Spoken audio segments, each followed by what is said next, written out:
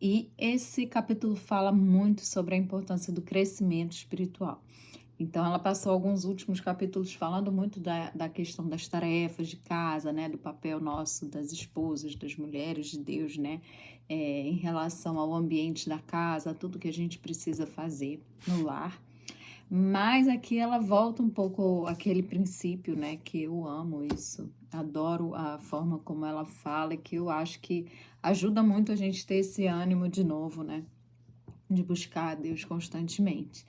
Então ela fala para você ler de novo, né? Provérbios 31.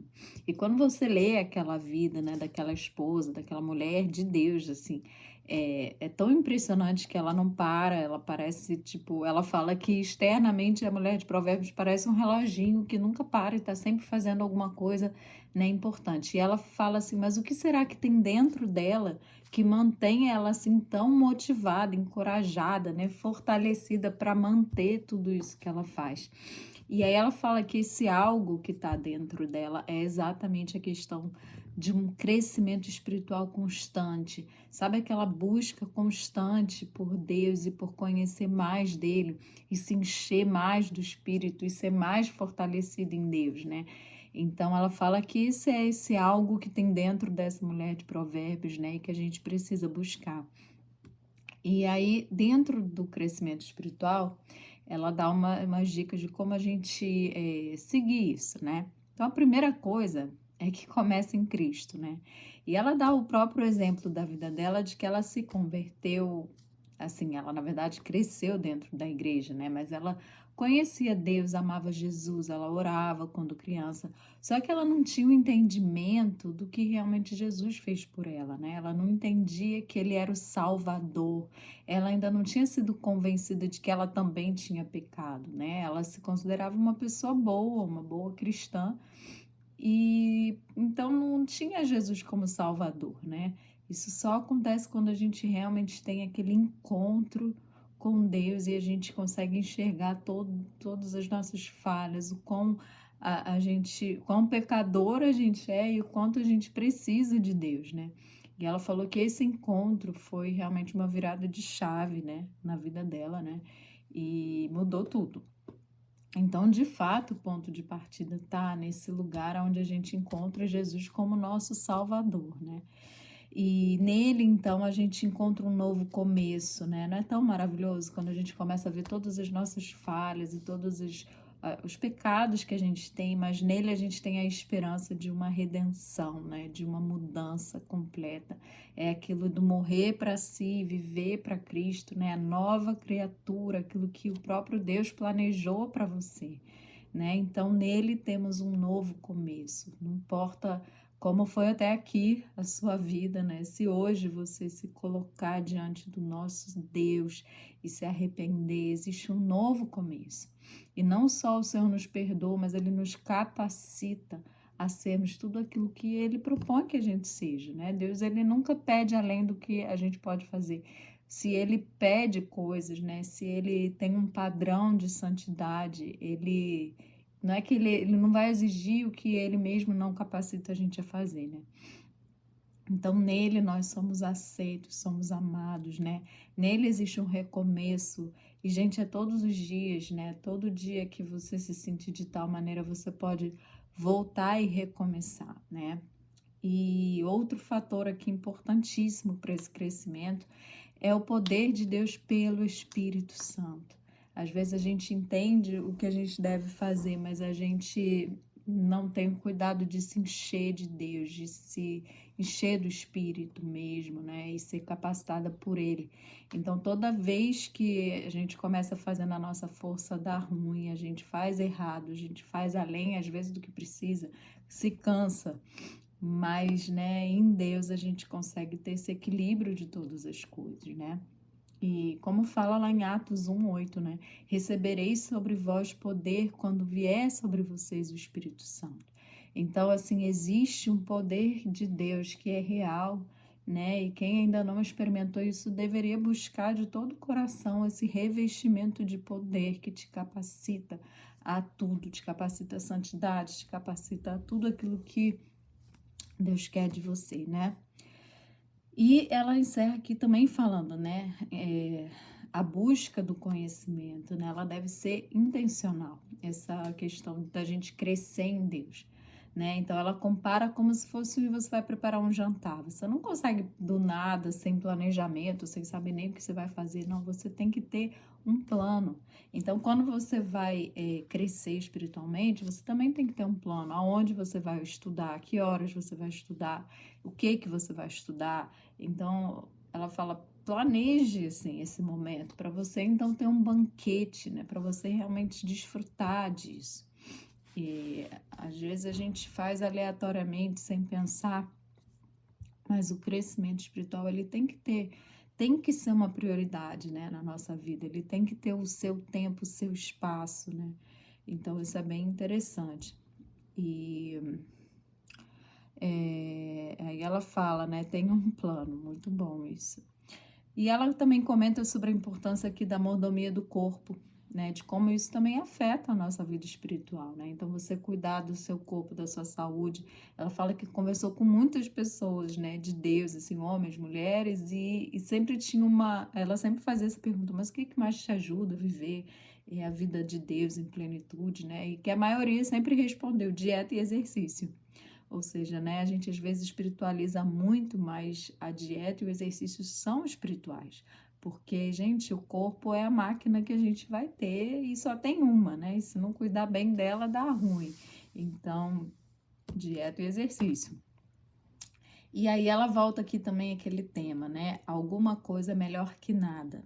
Então, assim, quando a gente for intencional, né, no nosso crescimento espiritual, você fez lá o seu plano, você está disposta, está bem fisicamente para fazer tudo que você se propõe em Deus, é importante você entender também as suas fases, né? E ela fala quando ela tinha as duas filhas pequenas, que ela decidiu então que a meta do ano dela ia ser ler um livro, além da Bíblia, claro, mas ela ia ler mais um livro.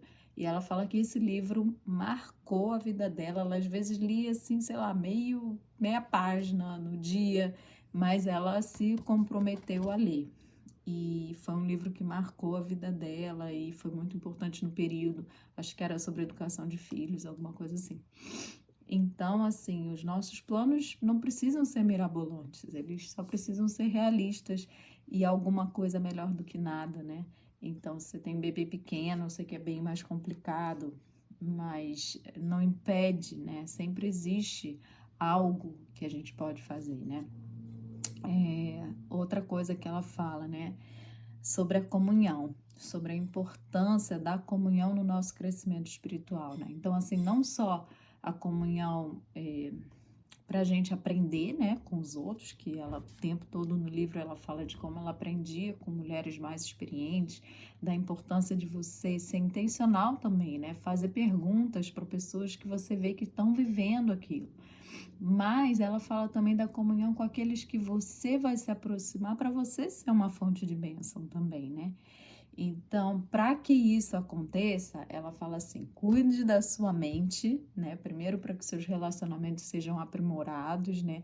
Que você se relacione bem com todo mundo. Então, cuida do que você pensa. O que você pensa sobre aquela pessoa? Se são pensamentos ruins, coloca diante de Deus e pede para o Espírito Santo te ajudar a enxergar sempre o lado bom das pessoas. Isso é um exercício, realmente. Mas é um cuidado que a gente tem que ter com a nossa mente, né? Cuide da sua boca.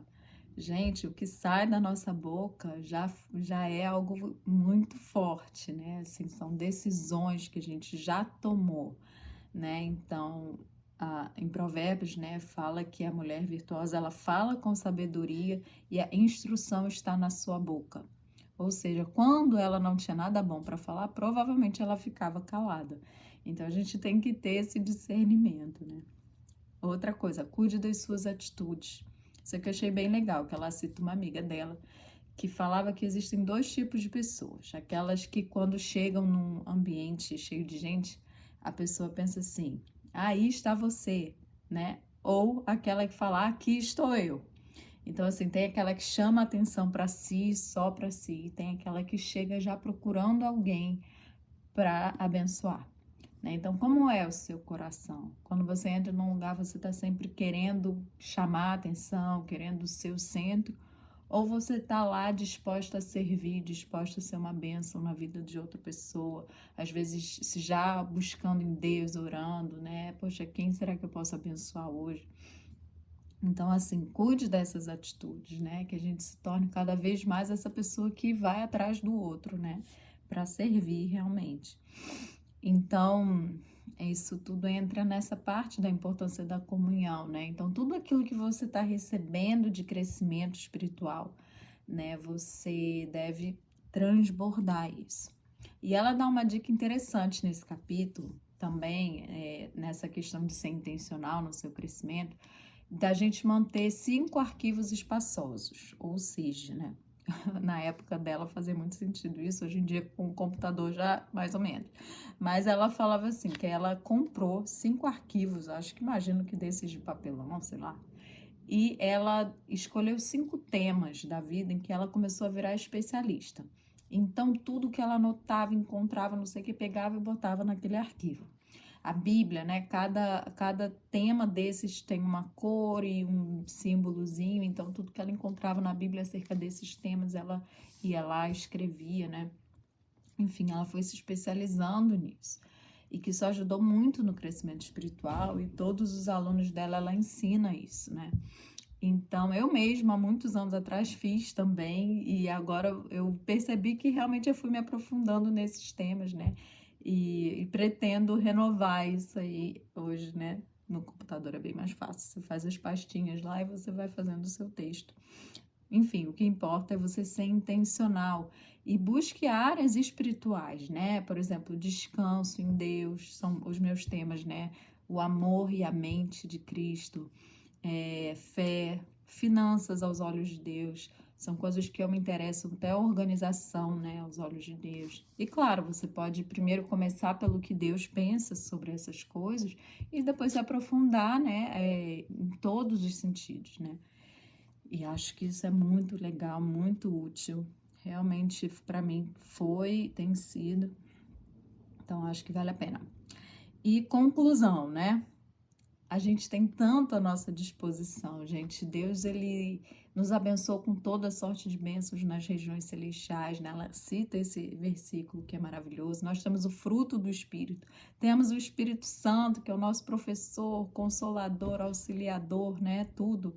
Então, temos os dons para servir, tanta coisa que Deus nos deu, né? Então, agora é hora da gente desenvolver tudo isso, botar a mão na massa mesmo e começar a servir, começar a transbordar, porque foi para isso que Deus nos chamou, né?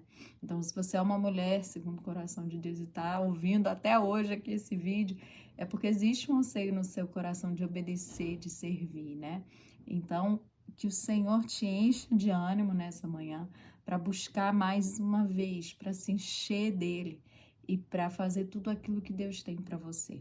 Amém? Que Deus te abençoe. E o próximo vídeo a gente faz o guia de estudo. Até mais!